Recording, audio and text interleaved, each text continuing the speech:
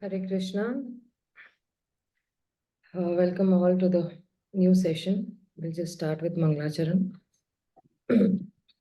Jnanatimirandasya Jnananjana Shalakaya Chakshurum Militam Yena Tasmai Shri Guruve Namah. Shri Chaitanya Manobhishtam Stapitam Yena Bhutale Swayam Rupa Kadamayam Dadati Swapadantikam. Namo Vishnu Padaya Krishna Prishtaya Bhutale Srimate Bhaktivedanta Swami Niti Namine Namaste Saraswate Deve Gauravani Pracharine Nirvishesha Shunyavadi Paschata Deshatarine He Krishna Karuna Sindhu Deenabandhu Jagatpate Gopesha Gopika Kanta Radha Kanta Namastate Tapta Kanchana Gaurangi Radhe Vrindavaneshwari वृषभानुसुते देवी प्रणमामि हरिप्रिये वाञ्छाकल्पतरुभ्यश्च कृपा सिन्धुभ्य एव च पतितानं पावनेभ्यो वैष्णवेभ्यो नमो नमः श्रीकृष्ण चैतन्य प्रभु नित्यानंद श्री अद्वैत गदाधर शिवासादि गौर भक्तवृंद हरे Krishna Krishna Krishna Hare Hare Hare Ram Rama Rama Hare Hare. Hare Krishna, dear devotees. So we're going to start with a very new session with chapter 7.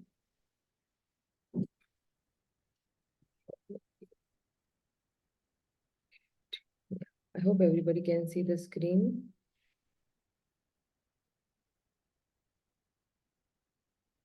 Yes, Mataji, can see. Just mute yourselves. Yeah. So if you see with this chapter, this is a very interesting chapter it starts from, because till now from chapters 1 to 6, we have seen Karma Yoga.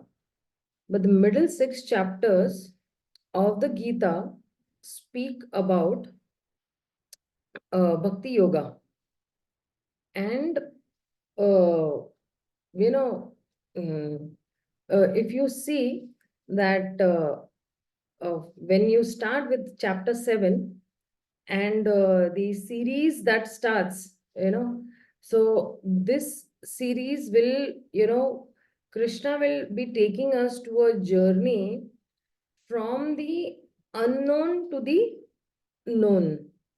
And Krishna is going to slowly reveal himself, slowly. And what is Krishna wanting from the devotees also? That is also actually given in this from this particular chapter in this section.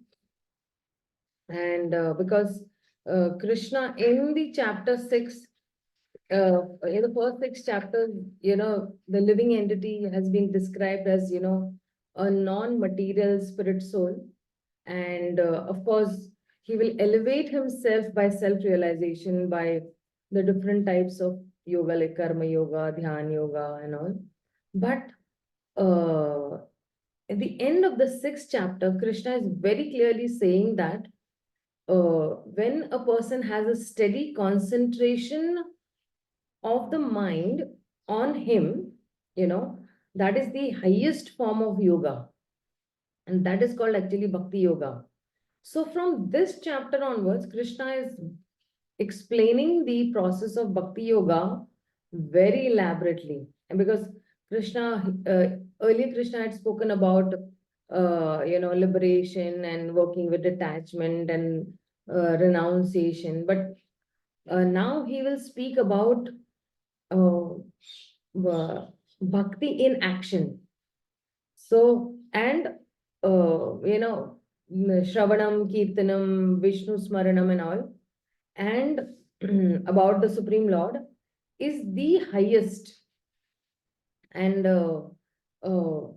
only one can know the Supreme Personality of Godhead by, the Navada Bhakti, that is Shravanam, Kirtanam, Vishnu Smaranam. And now, from the 7th chapter, Krishna is asking Arjuna to seriously hear about him. So well, let's check that out.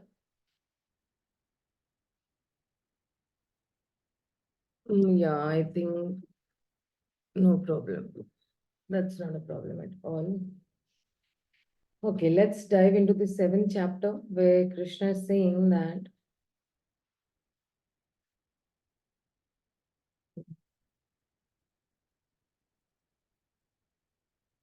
so here Krishna is saying that the first shloka Krishna is saying that Shri Bhagavan Uvacha Maya Saptamana Partha Yoga Yunjan Mad Ashraya Asamshaya Samagram Mam Yatha Jnanasi Tachrunu. So he is saying over here, the Supreme Person of Godhead said, now hear, O son of Pritha, how by practicing yoga in full consciousness of me, with mind attached to me, you can know me in full, free from doubt. So somebody read this purport. So my humble request to everybody is that whenever you all are coming to the class, you all should have your physical Bhagavad Gita in your hand, where you can mark certain important things and side by side, if possible. I know, it's very difficult with working people and family and all, but if possible, just before coming to the class, 1 week before, even if you start reading that chapter, 2 to 3 pages a day, so you will know what the flow is and you'll be able to understand what Krishna wants to say doubly. Sometimes when we read on our own, we don't understand much, but something we can grasp. And then when we come into class, we can understand more. Then we go and do a revision, re-revision again, then we understand more. 3 times revision is done. So like generally I do it the same way, that I read before I actually enter my class. In the sense, when I'm not giving, when I'm hearing, because I'm doing the Bhakti Vedanta. So what I do that we have sessions from Monday to Friday. Every day we have a session that is just once in a month. That is 5 days, but then that's continuous. So what I do, I have 3 weeks time. So in the 3 weeks, I know that this particular unit is going to be, taught in the next month. So I study also, and I actually start, answering to the questions also that are given in the handbook. So by the time that session finishes, and we immediately have an examination on Saturday. So Friday I finish that unit, and immediately Saturday is the examination. So giving examination on the very next day becomes very easy for me, because throughout the whole month I've been studying and reading those chapters that are there. Of course, we have only 6 to 7 chapters, not much chapters, sometimes 8 chapters, if the chapter is very small. So that really helps a lot, and it does not pile up till the end of the unit. Like this unit might take another like 4 or 5 months. So it does not pile up. So when you come, for the session, you read, you answer to the questions also if possible. That will really help everybody as such. Okay. Rupano, please read this. Yeah, sure, ma'am. By His Divine Grace, Srila Prabhupada ki jai. So in the 7th chapter of Bhagavad Gita, the nature of Krishna consciousness is fully described. Krishna is full in all opulences, and how he manifests in such opulences is described herein. Also the four kind of fortunate people who come attached to Krishna, and 4 kind of unfortunate people who never take to Krishna are described in this chapter. In the first 6th chapter of Bhagavad Gita, the living entity has been described as non-material spirit soul capable of elevating himself to self-realization by different types of yogas. At the end of 6th chapter, it has been clearly stated that steady concentration of the mind upon Krishna, on other words, Krishna consciousness, is the highest form of the yoga. By concentrating one's mind upon Krishna, one is able to know the absolute truth completely, but not otherwise. Impersonal Brahma Jyoti or localized Paramatma realization is not perfect knowledge of the absolute truth, because it's a partial.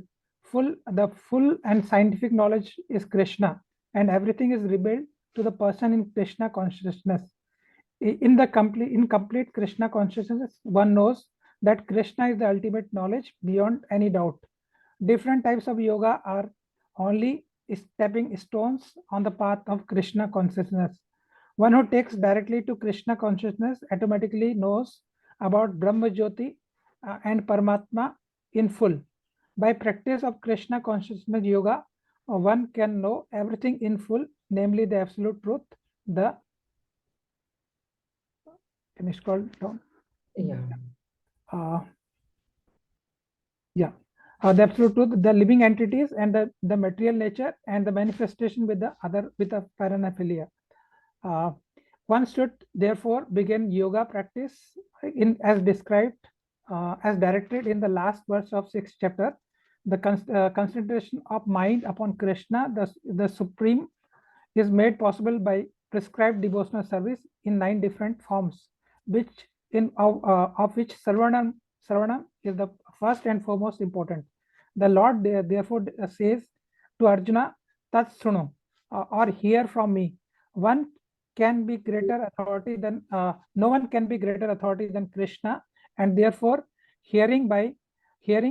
by hearing from him, one receives the greatest opportunity to become perfectly Krishna consciousness person. One has therefore to learn from Krishna directly, or from a pure devotee of Krishna, not from the non-devotee upstart or puffed up with the academic education. In the Srimad Bhagavatam, the process of understanding Krishna, the Supreme Personality of Godhead, the absolute truth, it is described in the 2nd chapter of first canto. Sarvanam Swakatha Krishna Punya Sarvana Kirtanam Hridaya Anto Isto Hi Abhadrani Vidunoti Surita Satam Nashta Prayeshu Abhadreshu Nityam Bhagavat Sevaya Bhagavati Uttama Shloke Bhaktir Bhavati Nashtiki Tata Rajas Tamo Bhava Kama Lobho Yas Jai Ye Te Cheta Iter Anavrittim स्थितम सत्वे प्रसिद्धति एवं प्रसन्न मनसो भागवत भक्ति योगता भगवता तत्व विज्ञानम मुक्त संगस्य जायते विद्धे हृदय ग्रंथि छिन्द्यन्ते सर्व संशय कृष्यन्ते चस्य कर्माणि दृष्ट्वा एवं Manishware. To hear about Krishna from Vedic literature, or hear from him directly through the Bhagavad Gita, is itself righteous activity, and for one who hears about Krishna, Lord Krishna, who is dwelling in everyone's heart, acts as the best wishing friend, purifies the devotee who constantly engaged in hearing of him. In this way, a devotee naturally develops his dormant transcendental knowledge, and he hears more about Krishna from Srimad Bhagavatam and from the pure devotee, and he has become fixed in the devotional service of Lord. By the development of devotional service, one becomes free from the modes of passion and ignorance, and thus material lust and avarice are diminished. And all this, when these impurities are wiped away, the candidate remains steady in the position of pure goodness and becomes enlivened by devotional service and understand the science of God perfectly. Thus, the Bhakti Yoga serves the hard note. That's the hard note. Hard note of the material affection, and enables one to come to at once the stage of Asansayam Samagraha, understanding the supreme truth, supreme absolute truth, personality of Godhead. Bhagavatam 1.2.17.21 up to 21. Therefore, only by hearing about Krishna or from the devotee of his devotee, Krishna consciousness can be understood, can understand, one can understand the signs of Krishna. Yeah. Thank you, Prabhu. Thank you very much. So, if you see this 7th chapter, we'll have a little longer purpose. Prabhupada is explaining much in details over here. So, when he's saying over here, if you see the English word-to-word translation, he's saying that Mai asakta manaha, with mind attached to me, O Parth, Yogam Yunjan Mad Ashraya. He's saying, engage in yoga, taking shelter of me. And I think asamshay samagram mamaha. You will become free from all doubts. Asamshay means doubts. Samshay and asamshay. So samshay means doubts, but you will become asamshay without any doubts. And he's saying that samagram mamuk jigyasi. So then you will know me completely. Not jigyasi, it is jnana yasi. And that way, but he's saying that, how will that happen? He's saying that tat shrunu. Shrunu means hear. Please try to hear from me. So now, there can be an alternative way of looking at this verse. And this verse is actually a direct call that we all hear the message of Krishna. And what Krishna will tell now, sometimes, in the class, the teacher tells, okay, children, now, pay attention. A very important thing I'm going to say. So, Krishna is actually saying it that way. And Krishna will tell how this will work. By hearing, we will also move along. Right? So, hearing, about Krishna, what Krishna is going to tell, hearing tells us about the path, but hearing is also the path that is interesting. It's not like that path that Krishna is going to tell is okay, a boring path, but it's a very interesting path. And hearing is actually showing also that path. Okay. And hearing is that path. And so, see, what is the difference between the two? Like, by hearing, you will come to know how I'll make spiritual advancement, how I'll move very close to Krishna. And along with that, hearing is also that path. That is your prayojana, or that is your goal. You've moved on this particular path, but what is that path? So you know that, okay, now I have to move only on this path. I don't have to move anywhere else. I have to go straight on this path itself. So, because if you see, hearing will increase my attraction towards Krishna. That is why he's saying Shrunu. Hearing, when you say Shravanam, Kirtanam, Vishnu Smaranam, Archanam, Vandanam, Dasyam, Sakhya, Atma Nivedanam. So these are the 9 limbs of devotional service. So hearing is one of the limbs of bhakti. And if you see, Prahlad Maharaj is describing the 9 limbs of bhakti, and he has said that hearing is a very important limb. And Srila Prabhupada is also saying that everything begins with hearing. So hearing is showing the path, and hearing is the path itself. 2 things are there. It's not only the path. There are 9 limbs of devotional service, but hearing is an important limb of bhakti. So Krishna is saying, hear about how, hear about how this will happen. So when you say Tat Shrono means rapt attention, hear about me, and that is how you will come to know me in truth.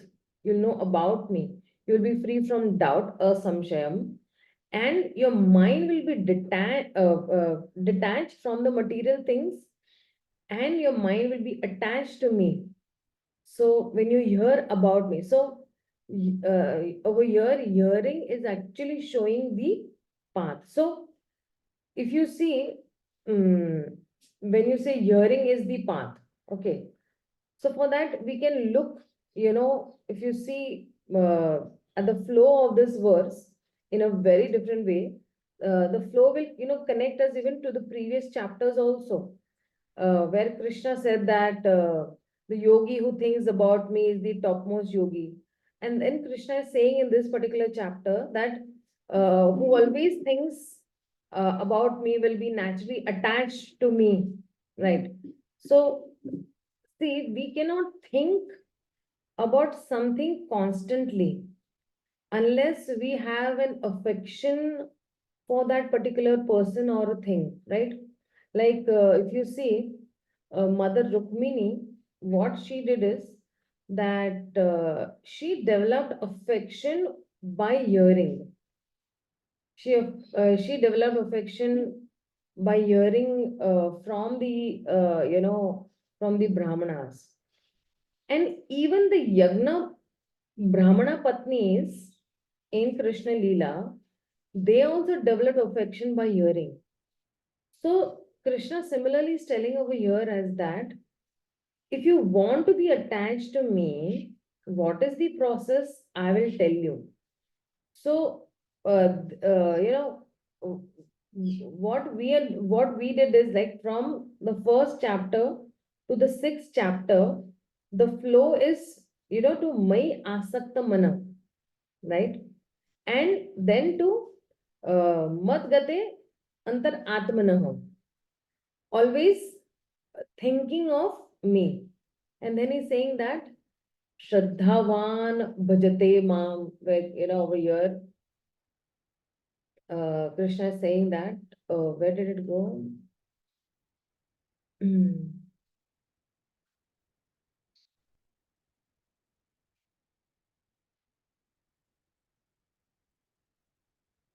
Okay, I'm not finding that. Okay, let me.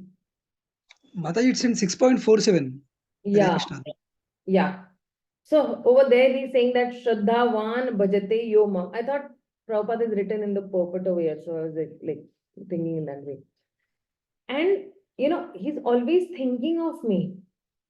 So when you say Shraddhavan Bhajate Yo Mam, that process is involving Karma Yoga, Ashtanga Yoga.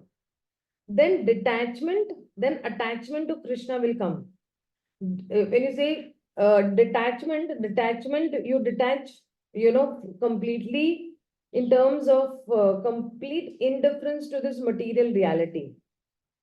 And then there will be attachment. Without that, there will be no detachment as such. So now Krishna will describe another process, to reach that same ladder. So when you say a staircase and an elevator, right? So bhakti yoga is an elevator, and all the other yogas, they are like a staircase, slow and steady. So here we'll see how Krishna is going to specifically speak or outline about the elevator. And so the goal, which is actually glorified in the end of that sixth chapter, when he says that Mad Gate Antaratmanam and Shraddhavan Bhajate Mam, thinking about the Lord within oneself and uh, faithfully and intelligently serving the Supreme Lord. So the center, who is the center of attachment? And center of attachment is Krishna. And how will one get that attachment? He will get that attachment by uh, uh, by uh, uh, by hearing about Krishna. So my asakta is the goal. Attachment to Krishna is actually the goal. So if you see, when he is saying that, when he is saying Tat Shunu over here, when he is saying that, by hearing, what will happen? We keep on hearing again and again, right? When Prabhupada says that, just give me a minute. When Prabhupada is saying that, uh, by chanting, what will happen? You keep on chanting again and again. You do a particular activity and then you keep on doing it again and again. So then he's saying that Jnanasi Samagram, we will know Krishna properly. We will know Krishna completely. If you see the word Samagram, yeah. So, and then we will know Krishna more properly. And then what will happen when we know Krishna properly? Then he is saying that asamshaya. Asamshaya means what will become free from doubts. So the more the knowledge increases, the doubt will decrease and we get clarity. And then these doubts get clarified and then they will be removed. And once these doubts are removed, then we will be purified. And then what will happen is, then we will understand that we will be in full conscious of Krishna. Mad Ashraya, in conscious of me. So we will understand who Krishna actually is. And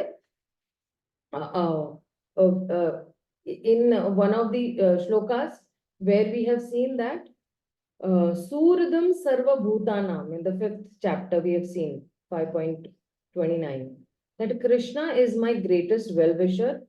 He is my ultimate object of love. And so naturally, what will I do? I will take shelter of him, Ashray. I will keep on constantly thinking of him. And when we will take shelter of Krishna, then what will happen? Yogam Yunjan, self-realization, will be there. So shelter of Krishna is not just some abstract concept. It is a very practical action, which is that you will get some practical realization when we practice bhakti. And that is why when we say that when Krishna is saying that, please listen to me very carefully, please hear. So for us, the whole process is the whole path that is there. He's saying that you practice devotional service. And then when this yogam yunjan will happen, then mai asakta manaha. Then what happens, this by practice of this devotional service, asakta, my mind will become attached to Krishna. And in this way, these are the very 6 stages of perfection one will attain. So if you see, we went from bottom to top. We went from Shrunu to Yatha Jnanasi to, Asamshaya to Mad Ashraya to Yogam Yunjam and then Mai Asakta Manaha. So these are these, one will, attain perfection. So this is what Krishna is talking about. So the goal is Asakta Manaha. But when will that Asakta Mana come? When we will hear about Krishna, Tatshrunu. And what happens by hearing about Krishna? By hearing about Krishna, we will get Samagram. And the more we hear, the more we understand, we hear the pastimes about Krishna, we hear about the philosophy about Krishna, all, this thing will deepen our understanding. So our knowledge or gyan will increase and samagram, completely we will, be free from doubts. We will know him. We will know him in actually full. And so when we say, we'll know Krishna in full, what does this mean? Full doesn't mean, complete. But in terms of knowing Krishna completely, one can know Krishna. completely. Because in the 10th chapter also, Arjuna says that only you know yourself. Nobody else knows you fully. So if you see our Gaudiya Vaishnava Siddhanta, they say that actually even God also does not know him fully, because uh, Krishna's energy is ever expanding. So here, when you say Samagram Jnanasi, it means that we know, Krishna fully according to our capacity.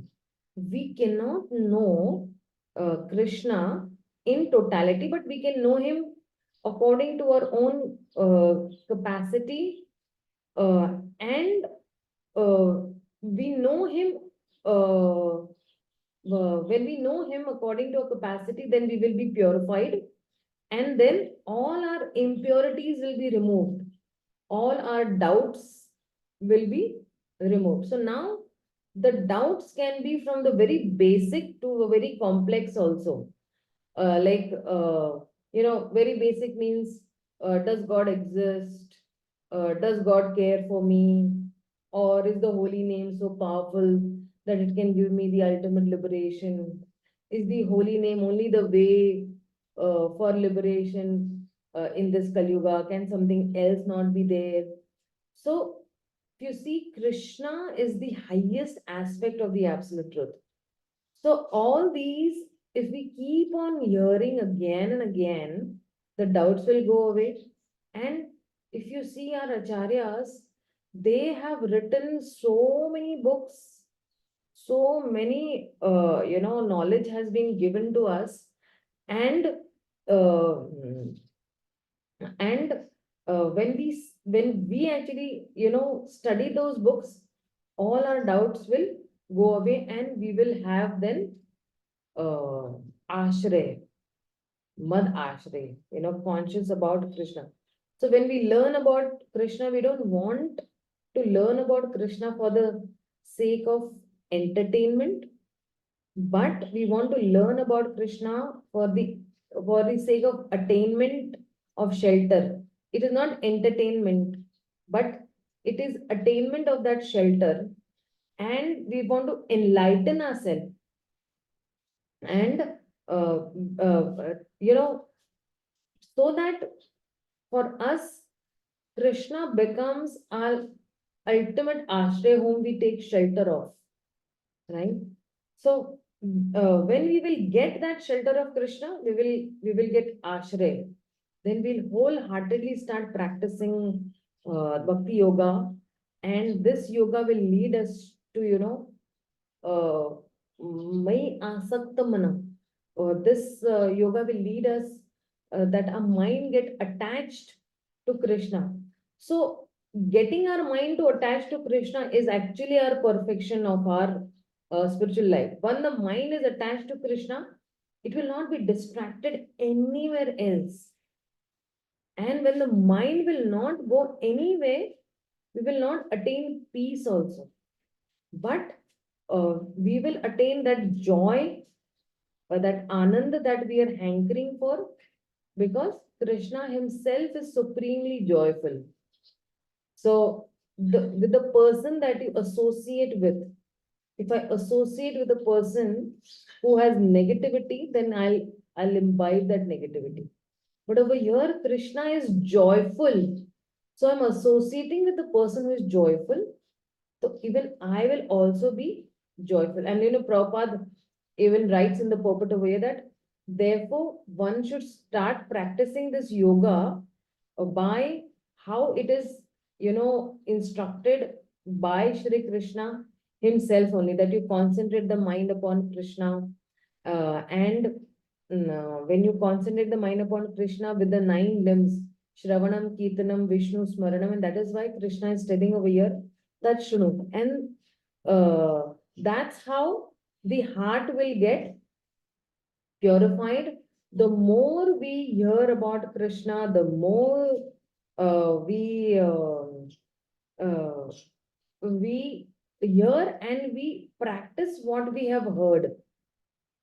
And that's how the mind will become purified, and that's how, because if you see in this Bhagavatam also, the process of understanding Krishna, is in the second chapter. Why Prabhupada has written, Srinvata Swakatha Krishna Punya Shravana Kirtana Hrida Antosti Abhadrani Vidunoti Surit, and then Nashtaprayasha Bhadresha, all the shlokas, has been written by Prabhupada. So he's saying here that when you hear about Krishna from the Vedic literature, and when you hear from Krishna directly from the Bhagavad Gita, it is a very, perfect activity, because one who is hearing from Krishna, why? Because when you're hearing from Krishna, Krishna is in your own heart,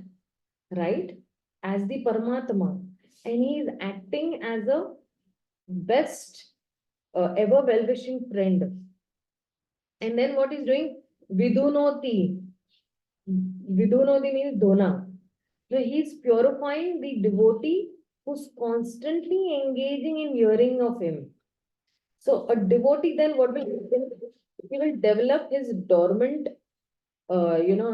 knowledge. That knowledge which is transcendental, he'll easily develop. So the more he hears about Krishna from the Bhagavatam, from the devotees, he becomes fixed in devotional service of the Lord.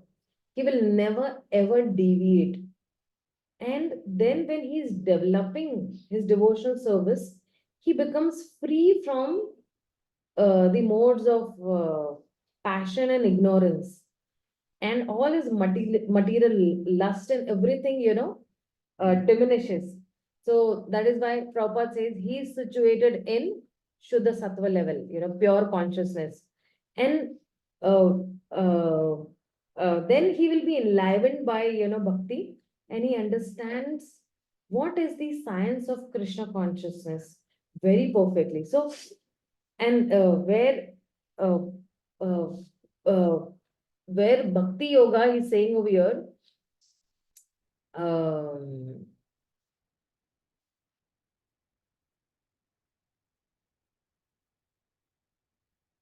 he's saying that Bhidyate Hridayas Granthi. He's saying that this Bhakti Yoga, what will it do? It will sever the hard knot of material affection. Bhidyate means it will cut through. भेदना जो हिंदी में कहते हैं ना हम लोग, हृदय ग्रंथि. Granthi means what? That hard knot that is there. When you have a knot, it is very difficult to, open that knot. So that knot of material affection, when he hears the Bhakti Yoga, will sever that hard knot of material affection, and it will enable him to come to the stage of asamshaya samagram, where he will not have any doubts. He will understand the Supreme Lord. And that is why when we're hearing from Krishna or from the pure devotees uh, in Krishna consciousness, then we can understand the science of Krishna. So, if you see that most of these verses, these verses are from the Bhagavatam second chapter, where Srinvata Swakatha Krishna, and when you say Srinvata Swakatha Krishna, when we hear about Krishna, तो स्वकथा मतलब कृष्ण की ही खुद की कहानी, मतलब कृष्ण के बारे में. So because it is his own katha, so just by hearing this katha and speaking this katha is purifying. Punya Shravana Kirtana, it is purifying in itself. Punya Shravan Kirtana, it is purifying. So punya, because when we hear about Krishna, then Hridaya Antostihi Abhadrani, the Lord who is situated in my own heart as the Paramatma, what will he do? Then he will do Vidunoti. Vidunoti means washing. Imagine Krishna jhadu leke, taking a broom, he is going to clean whatever is abhadra, whatever are my material contaminations, my impurities, he will clean. But why is he doing this cleaning process for me?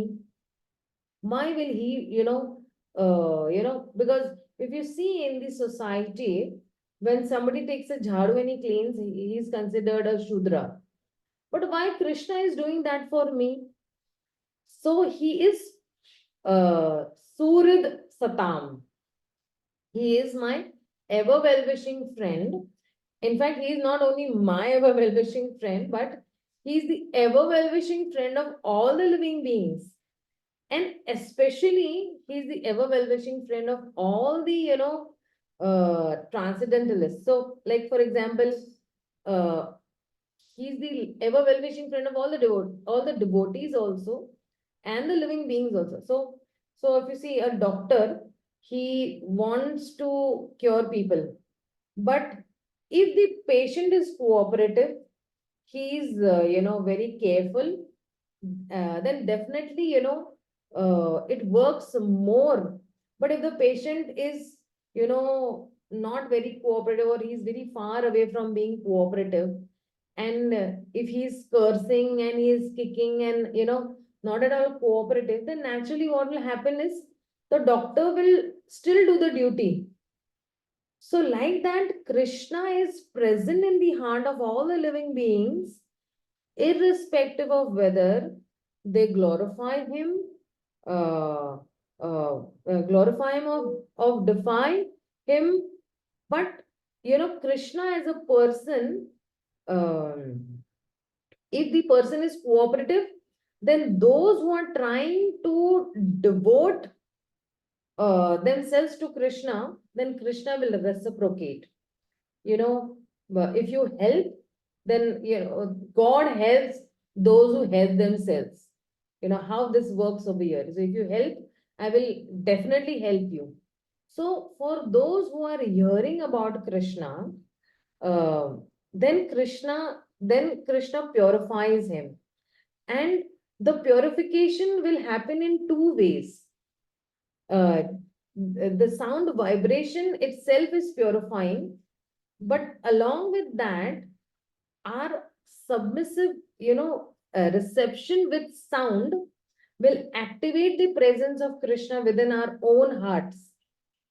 And then Krishna also will purify us internally. And then what will happen? Then he's saying over here is that Nashta prayeshu abhadreshu nityam bhagavat sevaya. Nashta prayeshu. So most of the anarthas, prayeshu means most of them, you name that anarthas, abhadreshu, they will get destroyed. And how they will get destroyed? Nityam bhagavata sevaya, by serving the Bhagavata. And who is the Bhagavata? Here, over here, actually, when it's said in the Bhagavatam, it is said that this is the book Bhagavata. Okay. But there is a person Bhagavata also. So daily we are praying, this prayer, Nashta Prayasho Bhadresho Nityam Bhagavata Sevaya.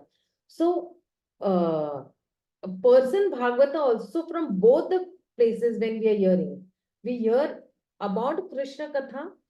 So the same process gets continued. And so we talk, that is why he's saying about hearing.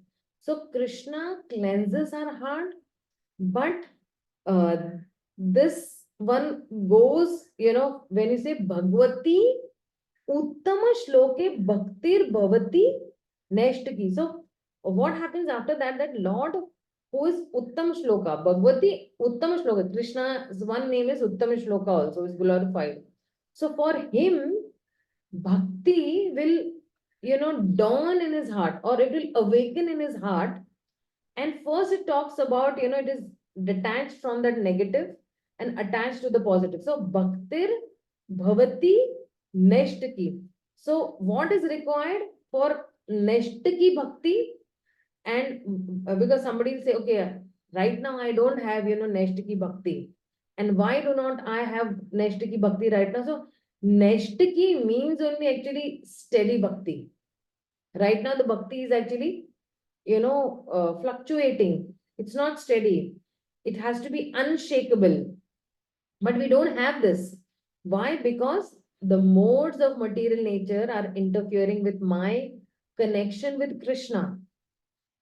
And then what will happen if I am doing, steady practice of this bhakti, Neshtaki bhakti? So then all these, tada rajastamo bhava kama lobha jayate. So tada rajastamo bhava, because the modes of passion and ignorance is there, because there is kama, there is lobha, and my mind or my heart is very much cheta etar anavidham, which means that I have to become free from them. And then when we become properly situated, sthitam, sthitam, when we become completely situated in this, which guna, sattva guna, है ना, then it will, this process will in itself be very joyful. Evam prasanna manaso. When I'll be in Shuddha Sattva level, in the mode of goodness, that will make me joyful. So, of course, we will see these modes in the 14th chapter in details. Krishna is going to really help us understand the modes in detail. But when you say that one of the characteristics of the mode of goodness is Sukhe Sattvam. Sukhe Sattva means uh, when you are situated in that Shuddha Sattva level, then the lower modes will not pull you. Currently, what is happening now, even if I am situated in the mode of goodness, still passion and ignorance are pulling me down.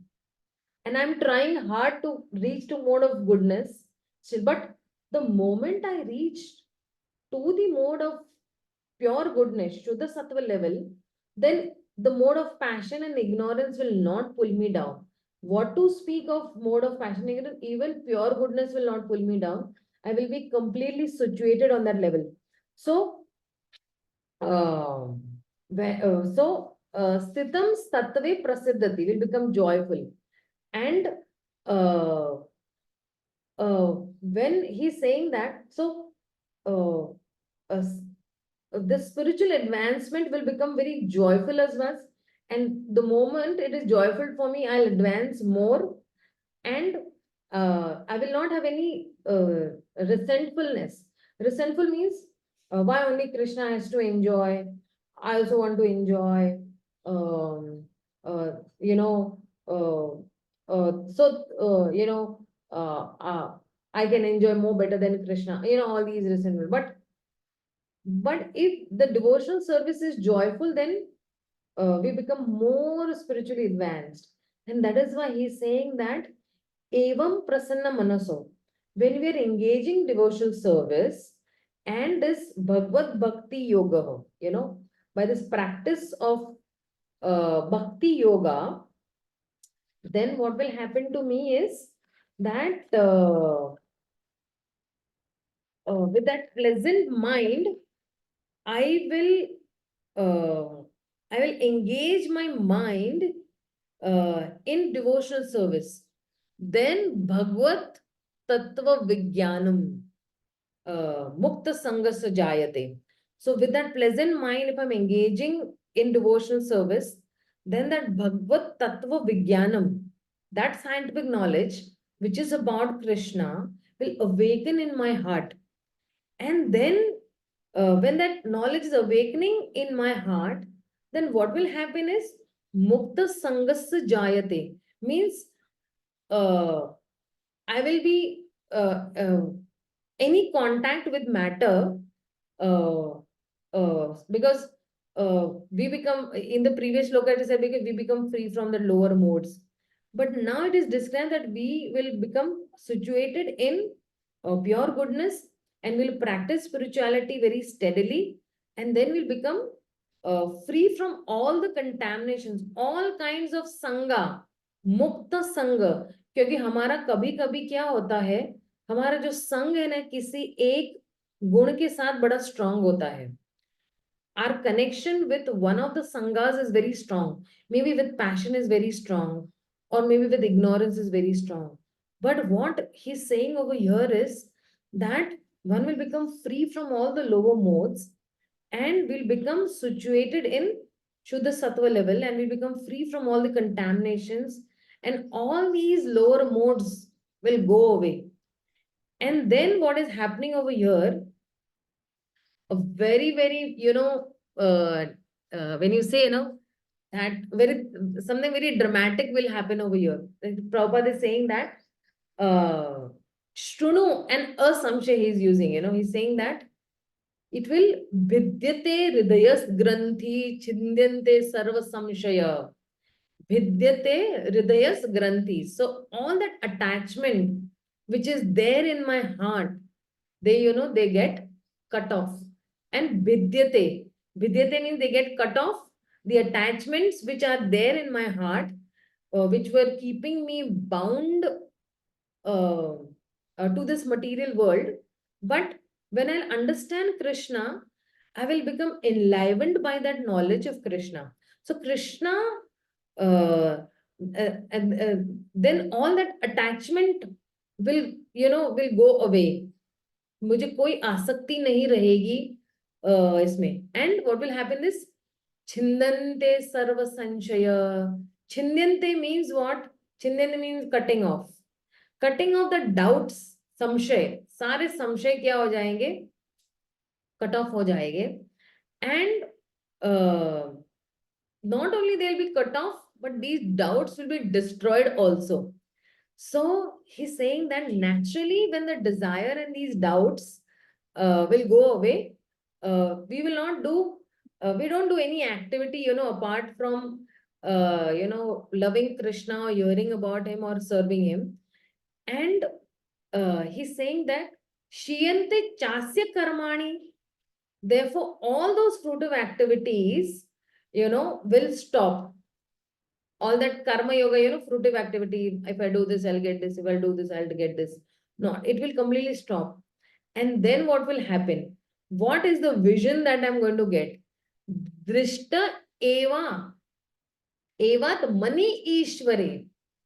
So I will get that transcendental vision by which I will understand, I will become attached to Krishna, and I will understand that how beautiful this bhakti yoga process works. And this is what actually, Prabhupada is trying to say when he's actually wanting to explain everything, Bhagavatam, if you see, is such a scientific thing that one thing is leading to another thing. And the others, it's, what do you say? It will bring you to that level of where you will become attached to Krishna only. You will have this vision, you will have this that, okay, I have to become attached to Krishna only. Mai asakta manah. And I'll become only attached to Krishna, I'll not become attached to anything that is material in this world. So sorry, I'm very sorry. What happens now? That this section will go a little slow, at least from the 7th chapter to the 12th chapter. We might go a little slow because we are diving deep into Bhakti Yoga. Of course, I'm not giving a Bhagavatam class over here. We are going through a syllabus which is really very important. But I feel that diving deeper into these slokas will really help us in our spiritual life also. And why are we doing Bhakti Shastri? We are not doing Bhakti Shastri only for a certificate. We are doing Bhakti Shastri. Of course, even when I'm teaching Bhakti Shastri, I'm thinking that I also want to dive more deeper into these shlokas and try to understand and perfect my life also and become attached to Krishna. But how will I become attached to Krishna until unless I will not follow a particular process? So to remind ourselves again and again about this process, that how wonderful Krishna is, these deeper meanings of these shlokas, because these are the words which have come out from Krishna's lotus mouth. And when we are hearing or we are trying to understand Krishna, Krishna is all the more very happy that here is one person, here is somebody who's trying to understand me. Other all are very busy in their own lives, eating, sleeping, and defending themselves. But there is somebody who's interested in me. So then when we are interested in Krishna, Krishna will take interest in us. So that is why we're trying to understand these shlokas in a more deeper way, where we can perfect our lives. In one of the classes I had heard recently, that if somebody is in love with Bhagavad Gita, he's in love with Krishna.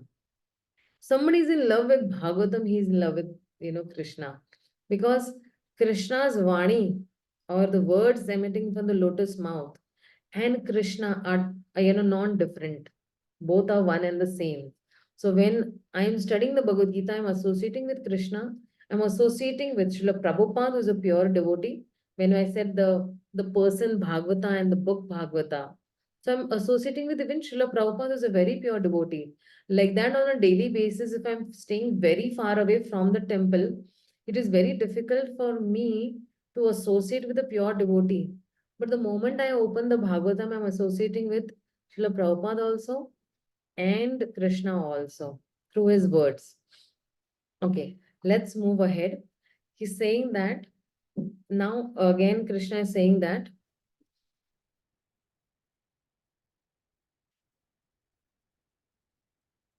Jnanam te aham savijnanam idam vikshamya kshetah yadhyatva neha bhuyo anyaj yatvam avishyate. So he's saying over here, somebody read the translation and purport both.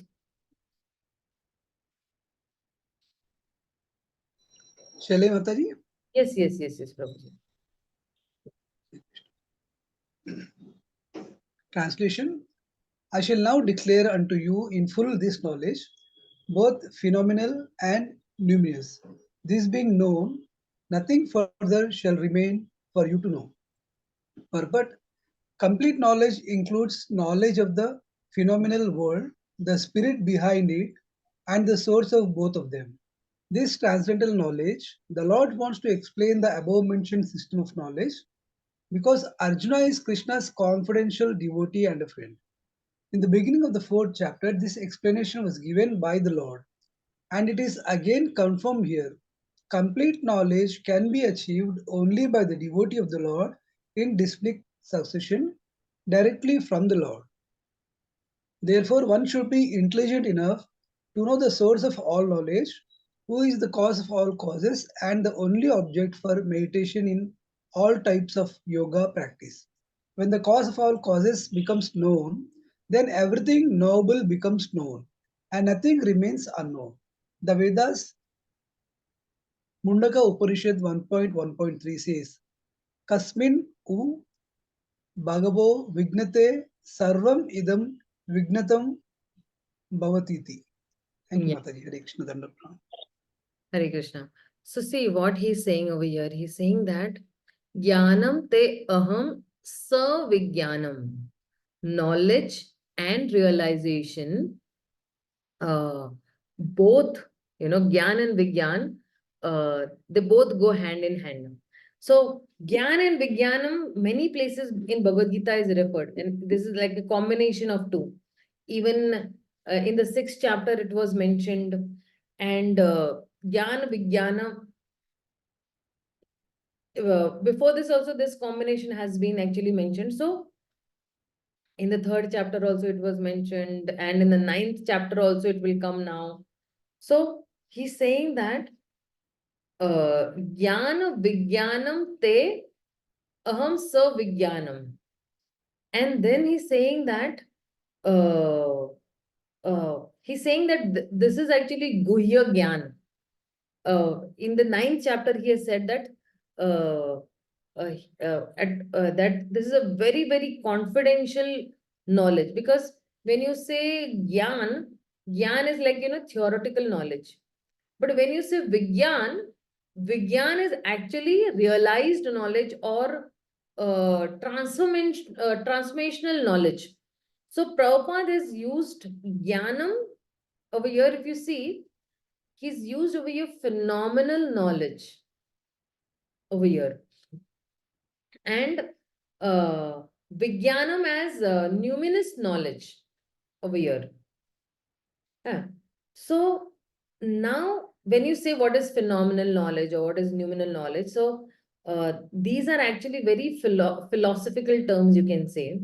To understand, we'll have to, recognize that philosophy in itself is when you say I want to learn philosophy of Krishna consciousness, okay, so that philosophy in itself is search for some deeper reality which is beyond something which is not normal, which is because when you say normal perception, so phenomena refers to things as it is appearing to us, and noumena is referring to things as they actually are, so like what is the difference between these two, like, so one of the fundamental insight while studying this spiritual knowledge is that not only spiritual knowledge but also this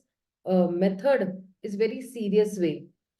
But one of the point which comes up is things which are deeper than what they are appearing to be on the surface level. So reality is not what it is appearing, to our eyes, pratyaksh praman, which we say. So even when you say, in the Western, history, if you see that even this Vedic history, the idea was, the way the things will appear to be and how we are perceiving those things in the world with our own senses, and many things. So that is why we have this pratyaksha praman and anuman praman. And when you say pratyaksha praman, then pratyaksha praman is whatever I am seeing with my own these eyes, and anuman praman means whatever is actually I am just guessing, or I'm just um, trying to know, like with guesswork, that way. So when I'm saying that jnanam te aham savijnanam means that things uh, means as the things are, and vijnana as the things actually are, and how these both will be uh, Gyan and Vijnana, because see, when we say that Jnana refers to that Aishwarya also, and Vijnana refers to Madhurya also. So when you say Jnanam, it is about the greatness of the Lord. And when you say Vijnanam, means actually about the sweetness of the Lord. So these two aspects that are there of Gyan and Vijnanam are being actually said over here by Krishna, that see, if you know about my greatness, you will appreciate my sweetness. You'll have, if you have Gyan about me, okay, if you know my Aishwarya, then you will know my Madhurya also. So what is that Gyan? That Gyan is about his Aishwarya. And what is that Vigyan? That Vigyan is about his, sweetness, about his Madhurya Bhav.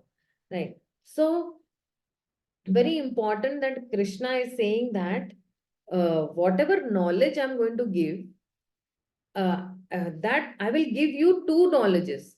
I will give you knowledge about my greatness also, and I will give you the knowledge about my sweetness also. And that is why he's saying that idam vikshyami uh, aseshatah. So I'll give this fully. I will not give half. I will not be, stingy. I will give you completely. I will not hold back anything from you. And when you have when you know this, yatva na iha bhuya, when you know this knowledge, when you have acquired this knowledge, then there will be nothing will remain to be known further. Bhuya. आगे कुछ जानने की जरूरत ही नहीं. You don't need to know something ahead. And see, if you see, very boldly Krishna is actually, giving this declaration. And how can somebody make such a claim? There is nothing to be known, actually. So this claim is actually based on understanding that everything is spiritual reality. And when it is coming from him, or when this knowledge is coming from Krishna, then that knowledge is spiritual.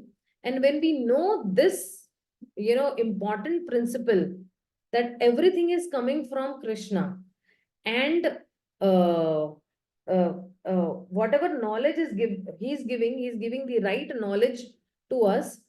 And uh, uh, and there might be some details which are not known to us, but in essential, all that what I need to know according to my own capacity, Krishna is giving me that knowledge.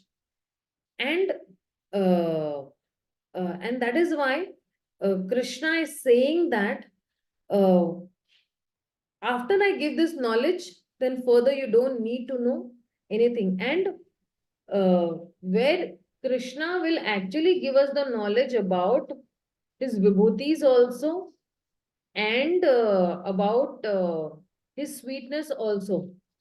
And Krishna will also say that everything about me is endless, because God also does not know much about himself. He's also trying to know about himself. So when Krishna and Arjuna, when Krishna is saying to Arjuna that, my glories are not entirely knowable by anyone, and he says that, he says that you will know everything, इसके बाद कुछ जानने की जरूरत नहीं है. So he's talking about actually principles and not about details over here.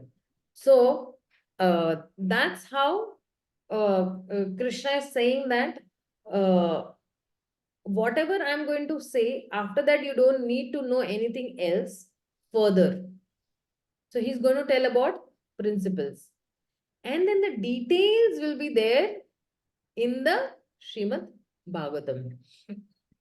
So this is what actually, he's saying. So if you see, essentially, Gita is talking about God's identity. Bhagavatam is talking about God's activity. And Chaitanya Charitamrita speaks about Krishna's mentality or God's mentality. What is there in his mind? It speaks about. So Bhagavad Gita is helping us to understand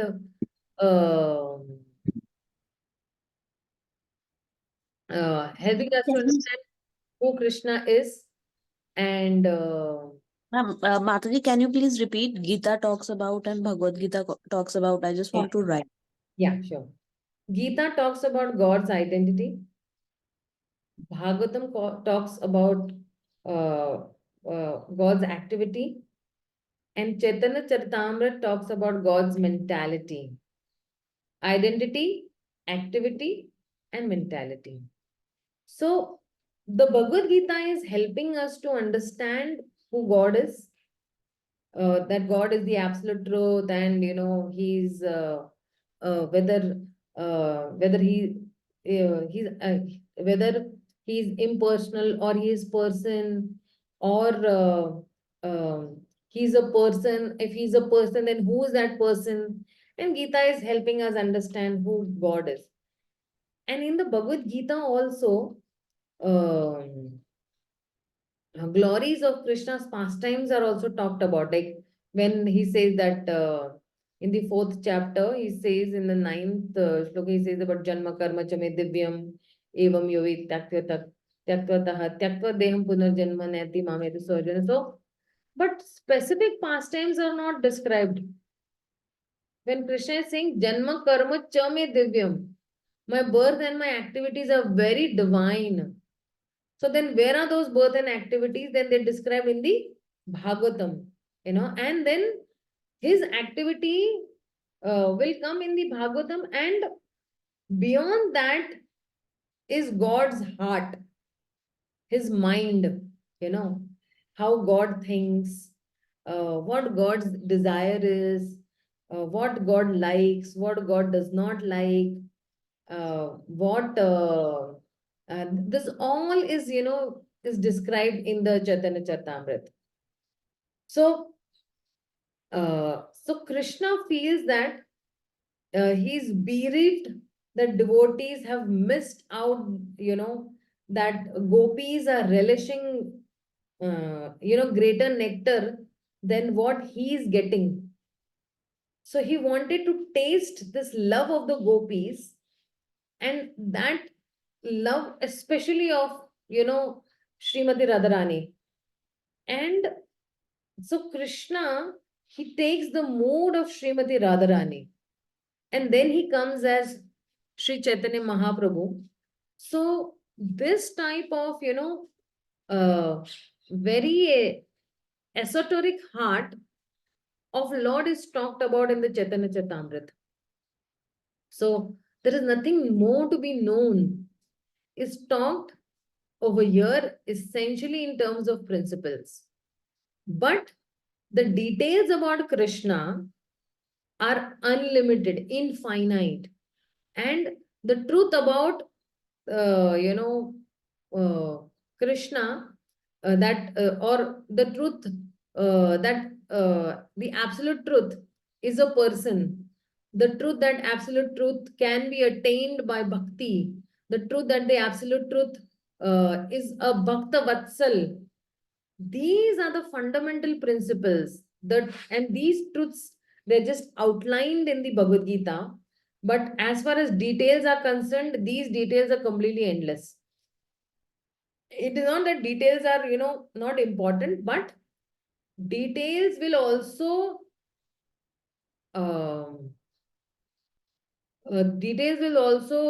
what is that word? Illuminate the Lord's glory, and they make Krishna's remembrance more relishable, but details will come later. What initially is coming over here is the fundamental principle, which will slowly and slowly, it will, gradually it will rise.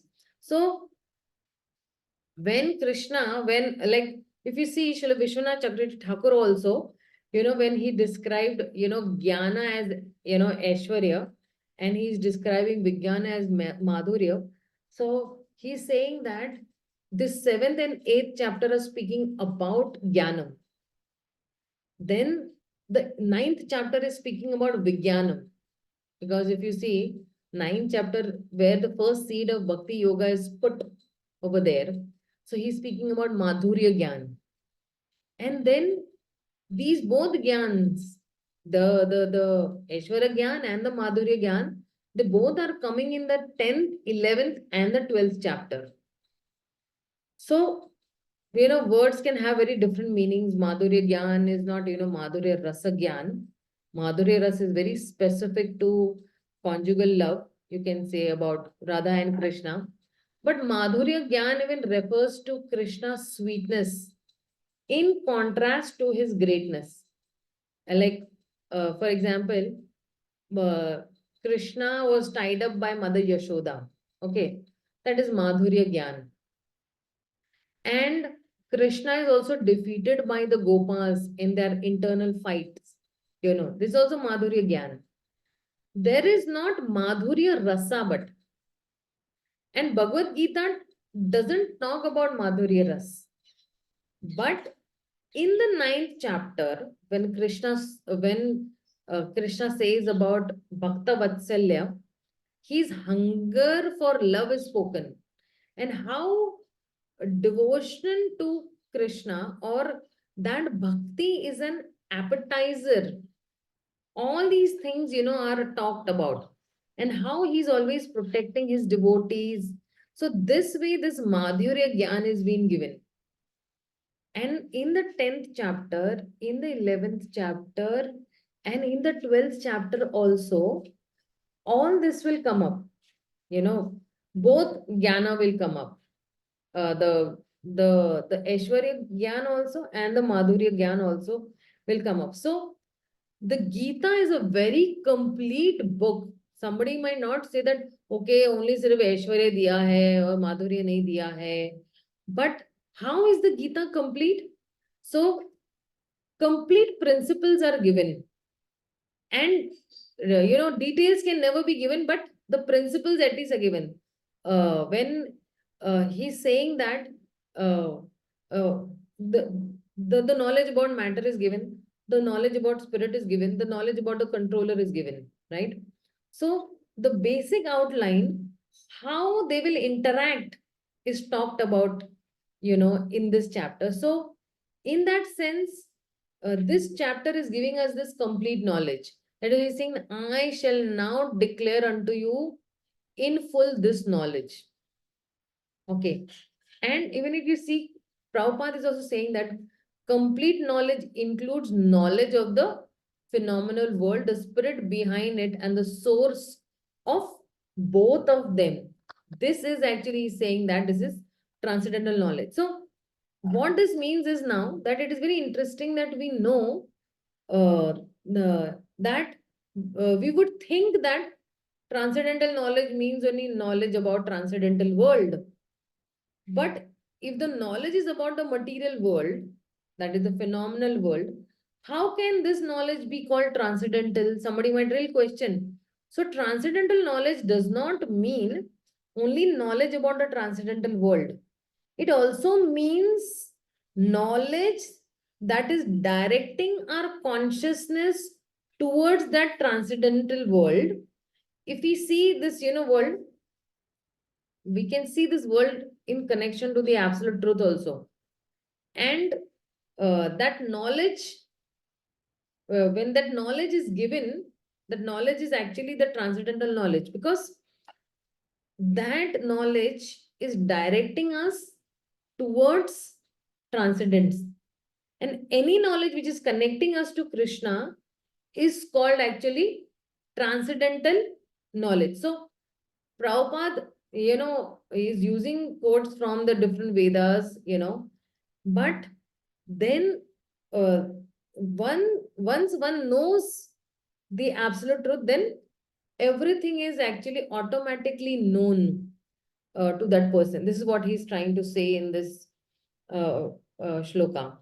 So see, when the cause of all causes becomes known, then everything novel becomes known and nothing remains unknown. And that is a Prabhupada is quoting from the Mundagut Upanishad. The next. Hare Krishna, Aishwarya Gyan again, can you repeat? It's 7th and 8th chapter, right? Yes, Aishwarya Gyan is 7th and 8th chapter. Right. And then Vigyan, that is there, is the 9th chapter. And then both together will be 10th, 11th and 12th.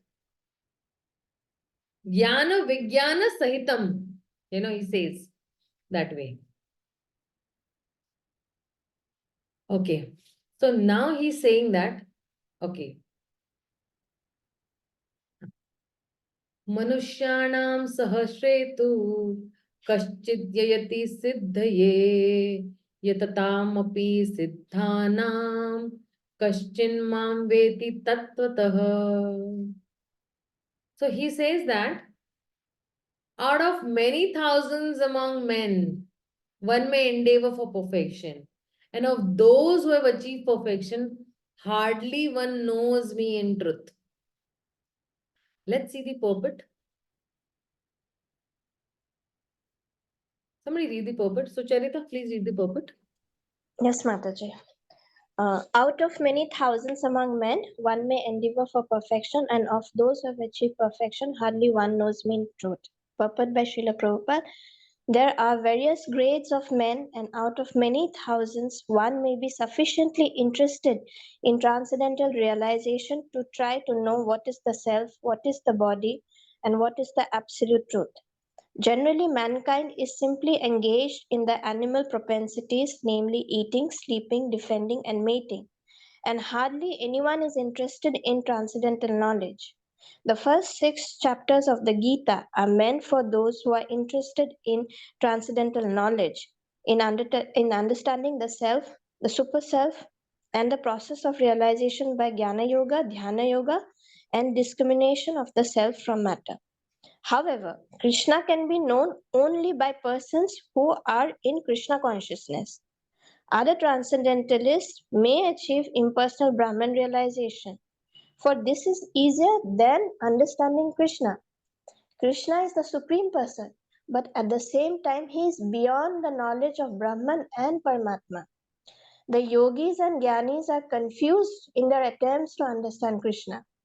Although the greatest of the impersonalists, Sripad Shankaracharya, has admitted in his Gita commentary that Krishna is the Supreme Personality of Godhead, his followers do not accept Krishna as such, for it is very difficult to know Krishna, even though one has transcendental realization of impersonal Brahman. Krishna is the Supreme Personality of Godhead, the cause of all causes, the primeval Lord Govinda. Ishvara Paramakrishna Satchidananda Vigraha Anadiradir Govinda Sarva Karana Karanam. It is very difficult for the non-devotees to know him. Although non-devotees declare that the path of bhakti or devotional service is very easy, they cannot practice it. If the path of bhakti is so easy as the non devotee class of men proclaim, then why do they take up the difficult path? Actually, the path of bhakti is not easy. The so called path of bhakti practiced by unauthorized persons without knowledge of bhakti may be easy, but when it is practiced factually according to the rules and regulations, the speculative scholars and philosophers fall away from the path. Srila Rupa Goswami writes in his Bhakti Rasamrita Sindhu, Shruti Smriti Purana Di Pancharatra Vidhim Vina Aikantiki Harir Bhaktir Utpata Eva Kalpate. Devotional service of the Lord that ignores the authorized Vedic literatures like the Upanishads, Puranas, and Narada Pancharatra is simply an unnecessary disturbance in society. It is not possible for the Brahman realized impersonalist or the Paramatma realized yogi to understand Krishna, the Supreme Personality of Godhead, as the son of Mother Yashoda or the charioteer of Arjuna. Even the great demigods are sometimes confused about Krishna. Muhyanti yat surayah. Mam tu veda na kaschana. No one knows me as I am, the Lord says. And if one does know him, then sa mahatma sudurlabha. Such a great soul is very rare. Therefore, unless one practices devotional service to the Lord, one cannot know Krishna as he is, Tatvataha, even though one is a great scholar or philosopher. Only the pure devotees can know something of the inconceivable transcendental qualities in Krishna. His being the cause of all causes, his omnipotence and opulence, and his wealth, fame, strength, beauty, knowledge, and renunciation. Because Krishna is benevolently inclined to his devotees. He is the last word in Brahman realization, and the devotees alone can realize him as he is.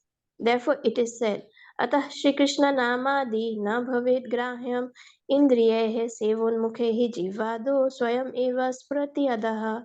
No one can understand Krishna as he is by the blunt material senses, but he reveals himself to the devotees, being pleased with them for their transcendental loving service unto him. Bhakti Rasamrita Sindhu. Hare Krishna. Yeah. So he's saying over here, Manushyanam Sahasreshu. He's saying that Sahasreshu, so out of many thousands, Sata is 100 and Sahasra is 1,000. So sometimes we say, Sahasra, Sata, Koti, Dandavat Pranam, means hundreds and thousands of, obeisances to your lotus feet. We may say actually Sahasra, Sata, Dandavat, but sometimes we may be even lazy to offer even one, physical dandavat to somebody. So there is no need for, such exaggeration to show our respect.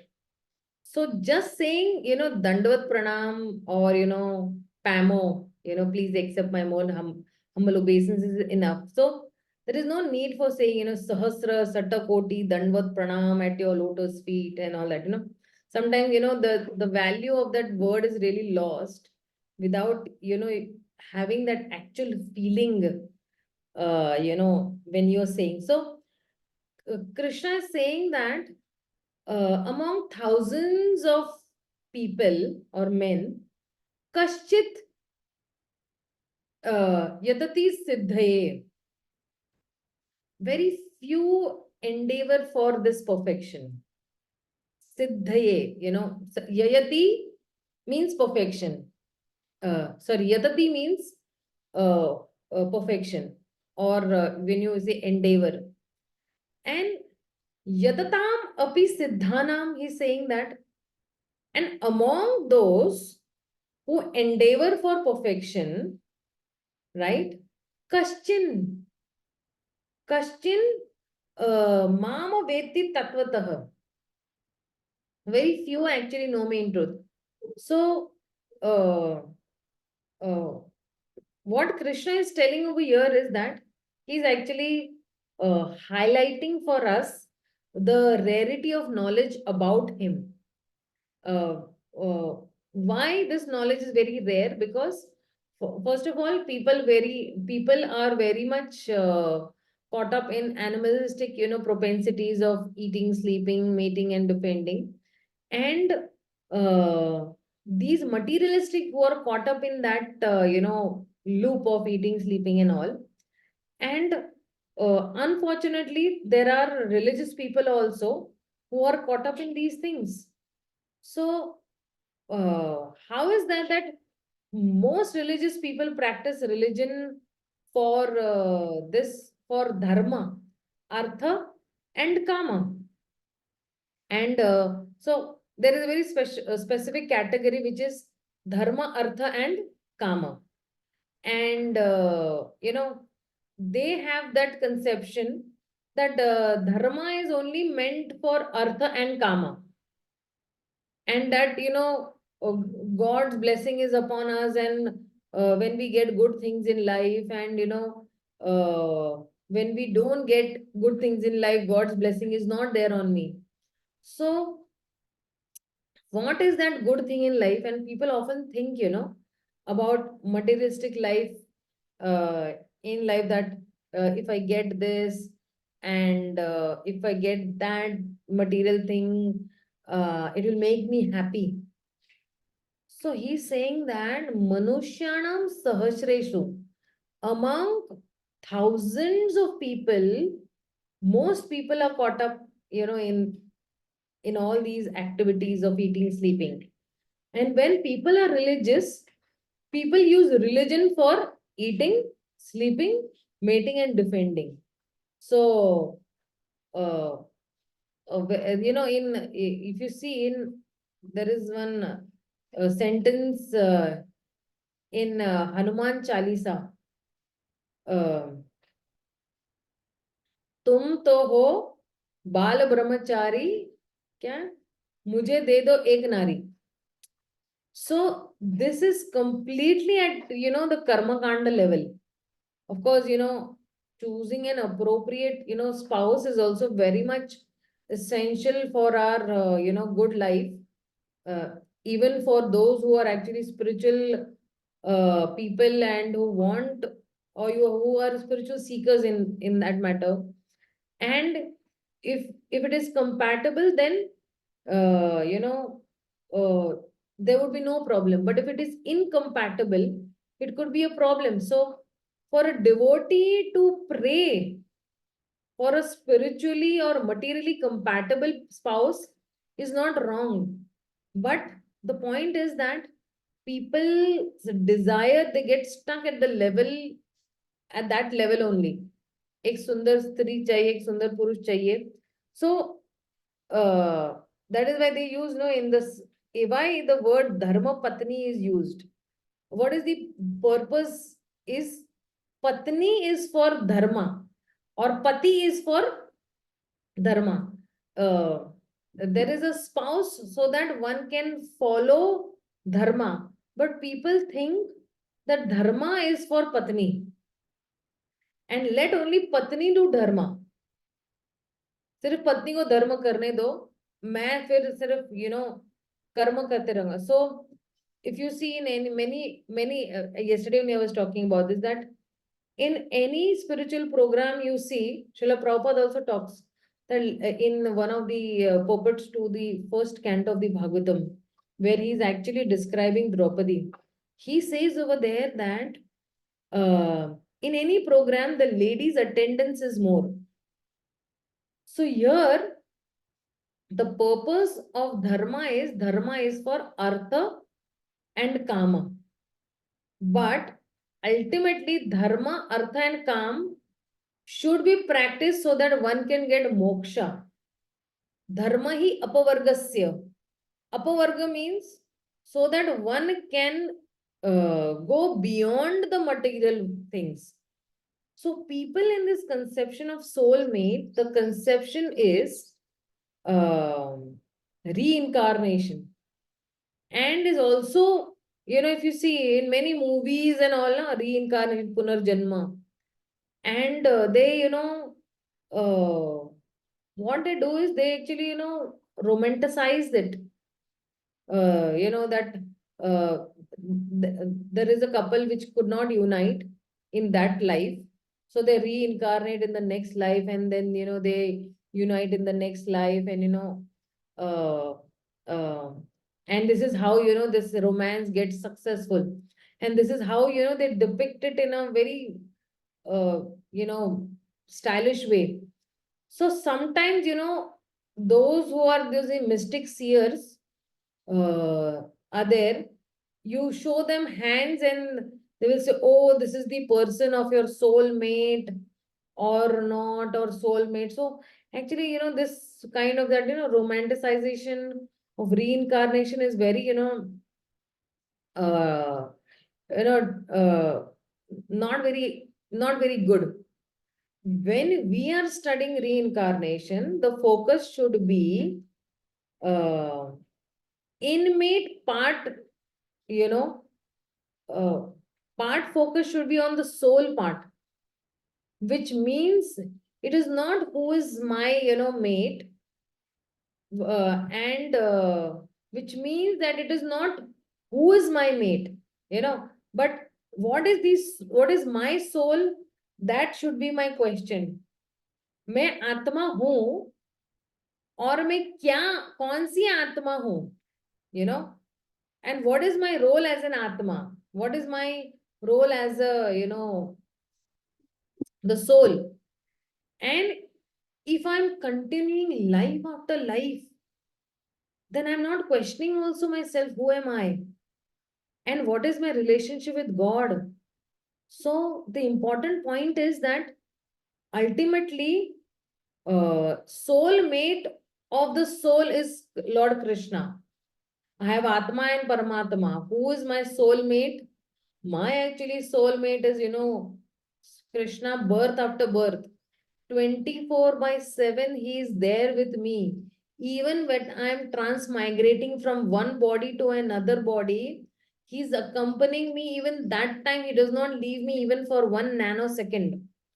So the eternal relationship of every soul is with Krishna. And this word mate, it involves, certain connotation that we cannot apply it to actually Krishna. But the point is that relationship with Krishna, my eternal relationship with Krishna is an eternal relationship.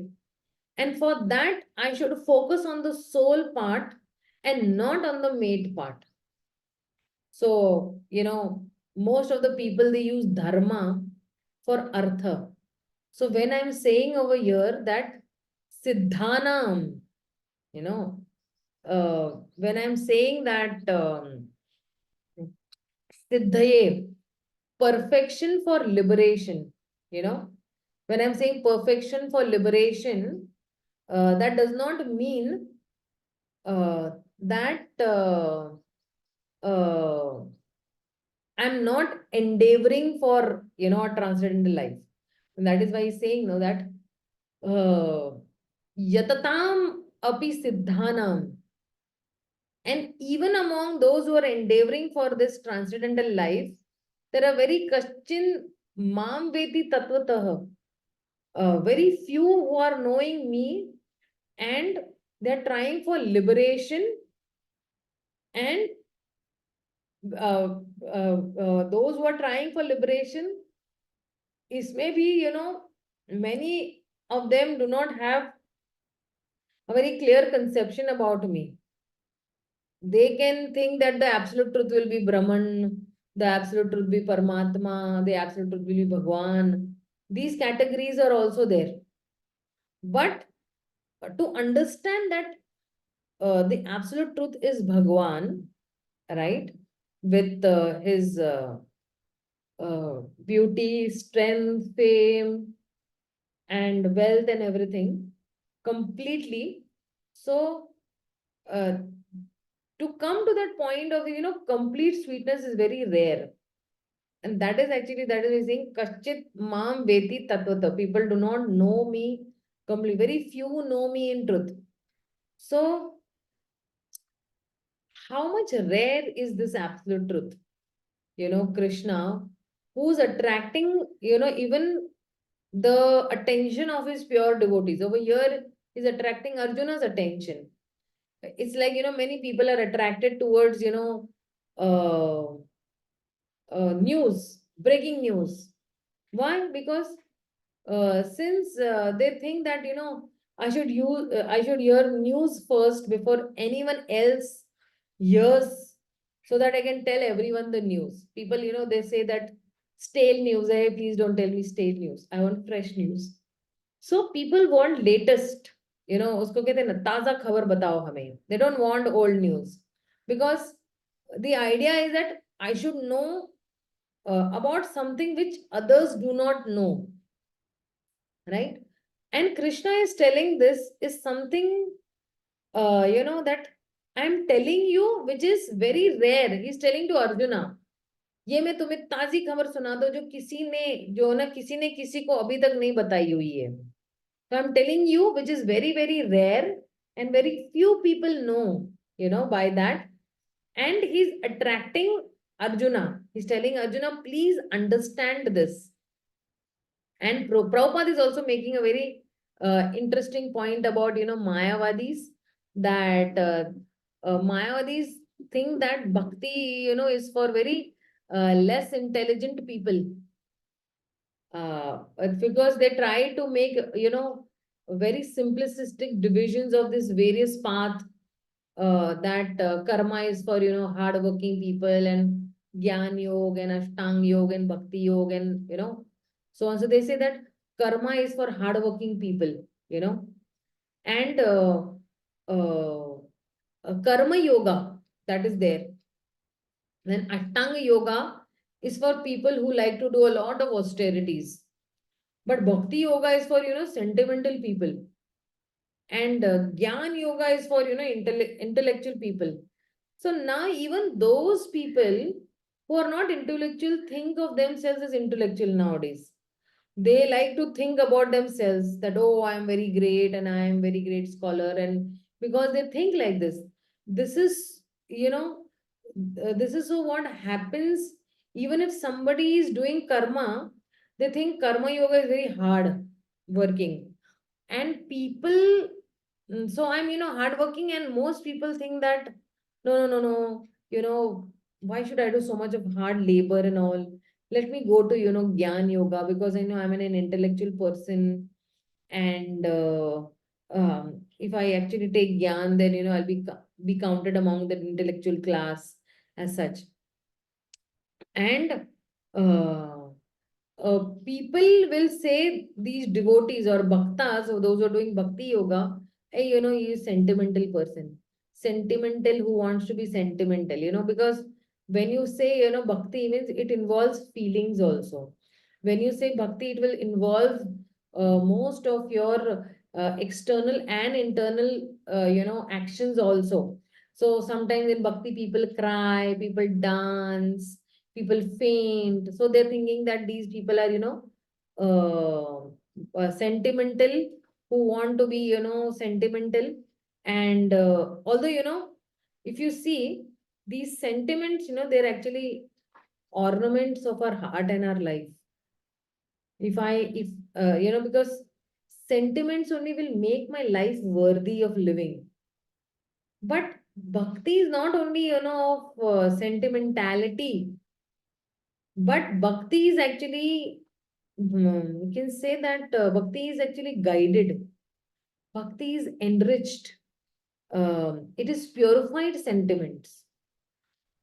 Bhakti is not something, you know, which is abstract or something which is not realistic.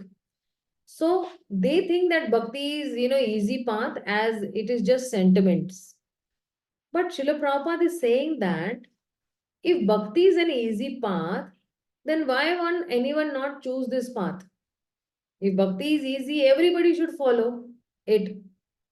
If, you know, say goal is to reach to the peak of a particular mountain, then and there is an easy path and there is a difficult path, then why someone is choosing the difficult path? Somebody will definitely choose the easy path. So everybody should choose the easy path then. But people choose another path. Why? Because Srila Prabhupada says that bhakti is not easy. When one thinks I can do whatever in the name of bhakti, that kind of bhakti might be easy. But when one actually follows bhakti according to the Vedic scriptures, then that type of bhakti is not easy. Whimsical bhakti, according to your own definition, will be very easy. Okay, I will come to the temple and bang, you know, 10 coconuts in front of the Lord, and I will put, you know, some show off thing. That will be very easy. But according to the scriptures, bhakti is a difficult path. And that is why it is said over here, Shruti Smriti Purana Adi Pancharatra Vidim Vina. He's saying that devotion service of the Lord that ignores the Vedic, the authorized Vedic literatures like the Upanishad, Puranas, and Narada Pandratra is simply an unnecessary disturbance in the society. So when he's saying that, when he's saying all this, that Shruti Smriti Puranadi, basically there are different categories of scriptures. Shrutis are Vedas, you know, which are including the Upanishad. Smritis are the, you know, general Vedic scriptures which are coming from, you know, the tradition and, you know, and among that, you know, examples are given like the Puranas, um, Purana and the Pancharatra. So without their vidhi, if one is practicing bhakti, uh, uh, bhakti, ekant ki harer bhakti, that then what happens is, he's saying that utpat eva kalpate, utpat karta hai. Utpat means, you know, what is going to create a havoc or, you know, disturbance in the society is created. And Srila Prabhupada is saying over here that real knowledge about Krishna, why, you know, it is very rare, real knowledge about Krishna, because it comes down by revelation. It is revealed. It does not come by, you know, some recollection or reconstruction. Real knowledge is revealed through the disciplic succession. So merely knowledge about Krishna does not come by, you know, reconstruction, recollection, or even by some reflection. And mean, you know, what does it mean that I just think and think and think and I can understand Krishna? मैं कृष्ण के बारे में सोचूंगी सोचूंगी सोचूंगी और फिर जो है मैं भगवान को समझ लूंगी. No, it does not work like that. You know, Recollection means I think maybe I was in the spiritual world. Who was I at that particular time? And think and think and think, and I get to know my, Swarupa. And reconstruction means our dreams are mostly reconstruction. Means what?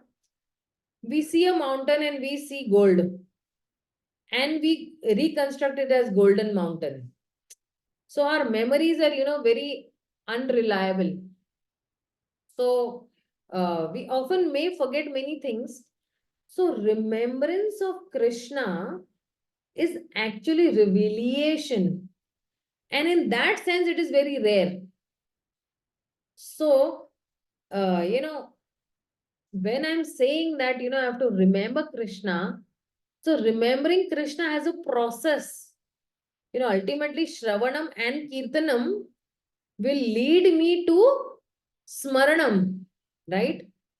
And uh, uh, when I am having Smaranam of Krishna, then I will be detached with many, many things. So now, after describing how this knowledge is very rare about Krishna, Krishna will describe what knowledge is, what those glories are, and what that knowledge about the absolute truth is. So, in this particular third shloka, Krishna has mentioned about the rarity of this knowledge. That in knowing Krishna as he is, that is Tattva, one realizes Krishna as who's possessing, unlimited, inconceivable energies. He's the cause of all causes, and he's the jewel of, unlimited auspiciousness and, qualities of omniscience, and everything will be coming now. But this particular shloka primarily was speaking about how this Vigyan or realized knowledge is very rare. And that is why he's saying that no one can understand Krishna as he is by blunt material senses, but he reveals himself to the devotees, being pleased with them for their transcendental loving service unto him. And that is why transcendental knowledge is a process of revelation. Krishna will reveal himself according to his own desire. We can't force Krishna to reveal himself. There is a process, and you follow the process according to the Vedic Shastras. Krishna automatically will reveal himself to you. Just as, in the Bhagavatam, in one of the poet is mentioned that, I don't remember the poet, but again and again, when you read Prabhupada many times quotes, he says that you cannot demand the sun to appear. You can't command him that, oh, sun, now you appear in front of him. The sun will rise according to his own accord, according to his stipulated time. Similarly, we can't demand Krishna to reveal himself. When he's pleased, automatically he will reveal himself to us. What I'll do is I will just stop at this point, because I want to see whether there are some questions or not, or some doubts or clarifications on this. Anybody has any questions, queries, doubts? Hare Krishna, Mataji. Hare Krishna. Yes, Mataji, I wanted to know about this Vijnana word. Like normally when we studied in like science, it is known as Vijnana in our school. But here though, it is something different only. We are understanding sweetness of the Lord as Vijnana. So basically, this word Vijnanam only applies to this sweetness of the Lord, or what we studied in material education, that is also Vijnanam. Because there I did not realize anything. Because here it is written that, Vijnanam is something that you realize. Suppose we are doing some chanting, yeah, we are fine, we are happy, serving the Lord, there is some reciprocation.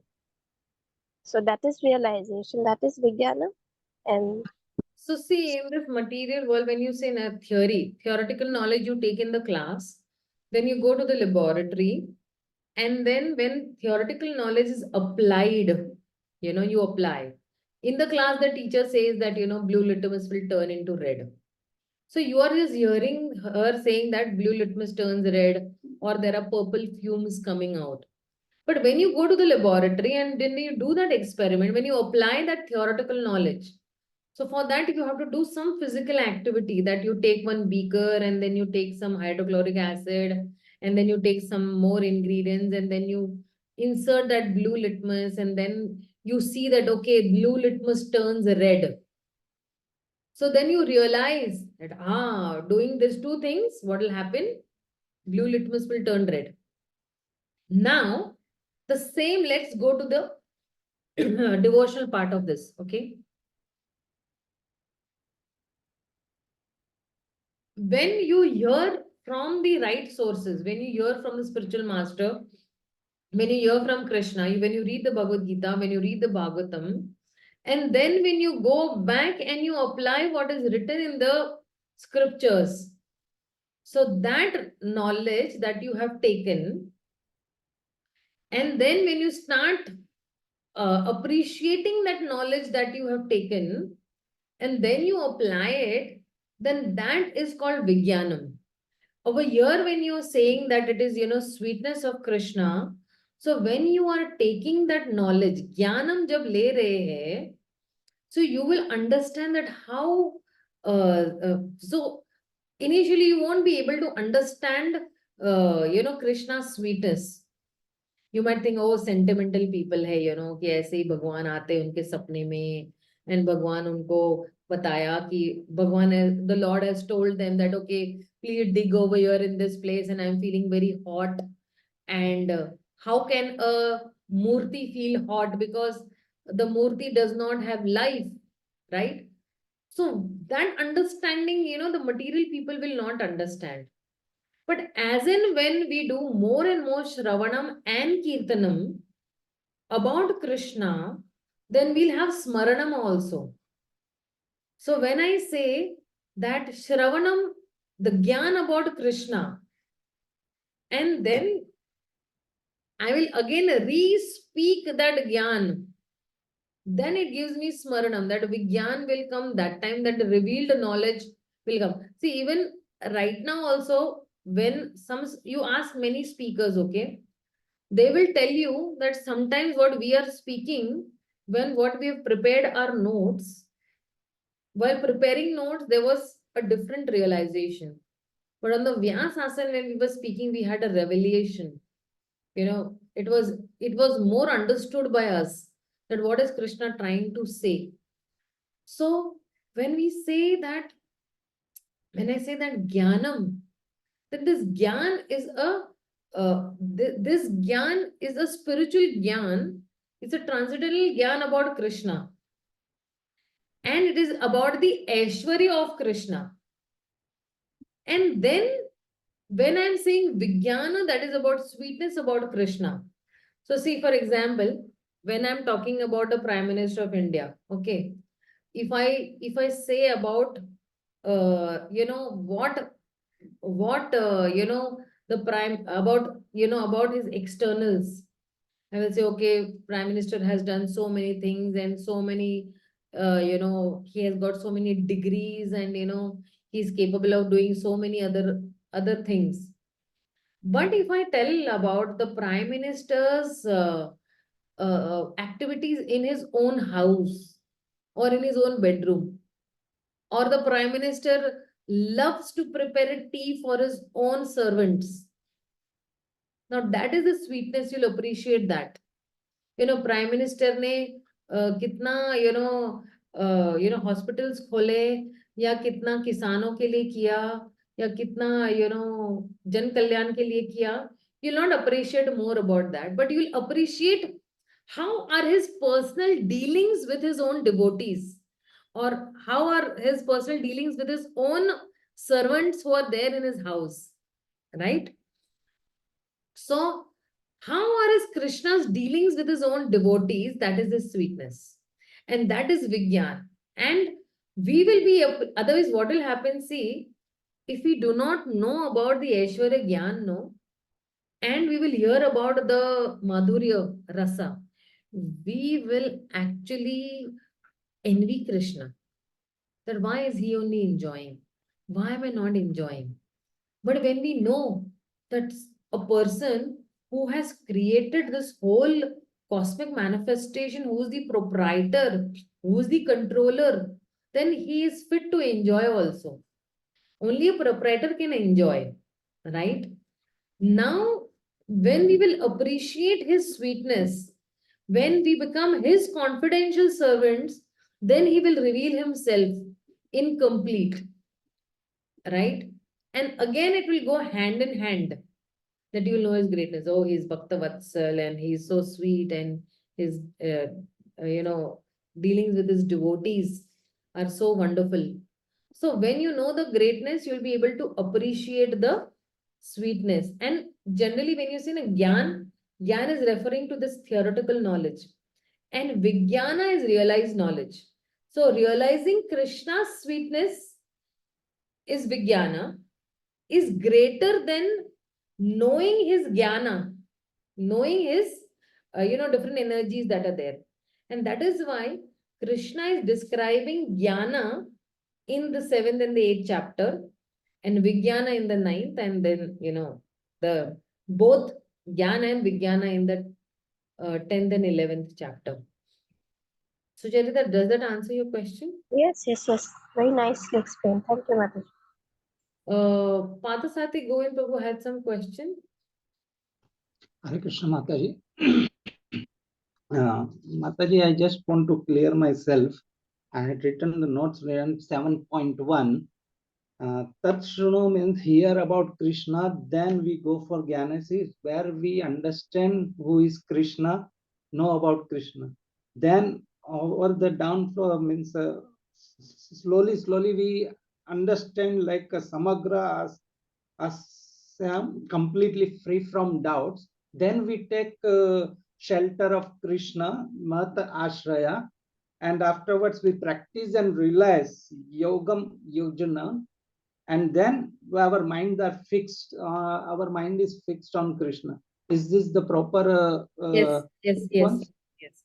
Because, we went, generally we have the ascending process, but हम लोग Yes. नीचे से ऊपर गए. We went from Yes. Tat Shruno to, Yatha Jnanasi, we went to, Asamshaya, Asamagra, Mad Ashraya, Yogam Yunjam. And then Yogam Yunjan ke baad, then Mai Asakta Mana Partha. That way. Went from down, bottom to top, actually, that way. Okay. Thank you. Yeah. Rupa Prabhu had some question. Yeah, if somebody wants to- Yeah. Hare Krishna Mataji. So Mataji, so we are like when we say the connection between the chapter 6 and chapter 7. So chapter 6, as Krishna says that Yogi Namapi Sarvesam, right?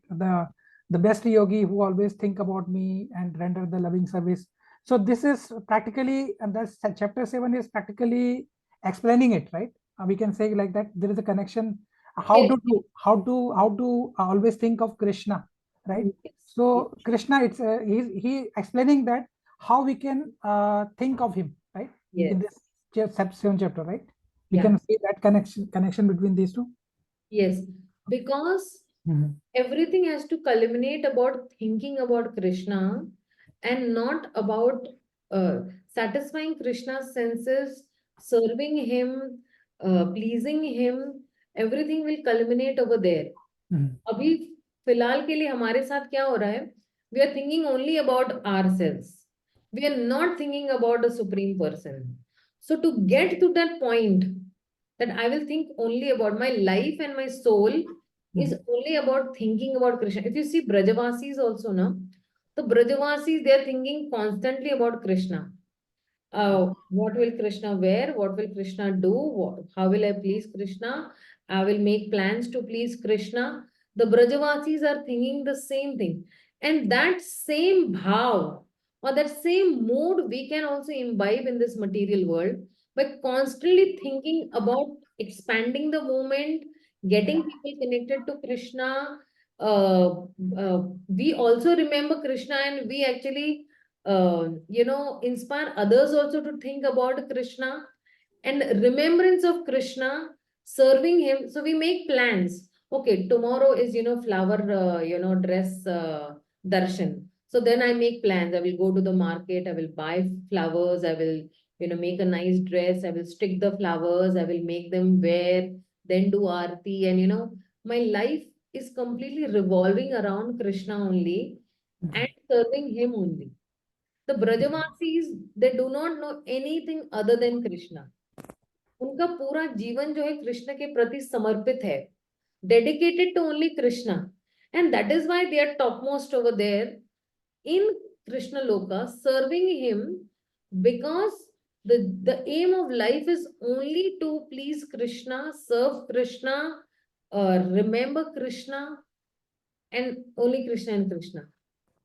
So that's how, but it is a gradual process. एक होता है ना कि हम लोग आदत डाल देते हैं. Like for example, there is a lover, okay, and he's in love with the girl, or the girl is in love with the boy, okay. So what happens now? All the time they're thinking about each other because they are deeply in love with each other. They have affection for them. The girl will think that now I will, when I'll meet the boy, I will do this and I will do that. The boy is thinking, when I meet the girl, I will do this and I will. So they are going to meet tomorrow 5 o'clock. But from today only they have planning that how will I please. So both are thinking, how will I please each other? How will I attract their attention, means each other's attentions towards each other. And how will it happen that she is dedicated only to me and she does not think about anybody else? And she is thinking that how will I attract this boy that he will think only about me and not about anything else? So both are in terms that possessive also.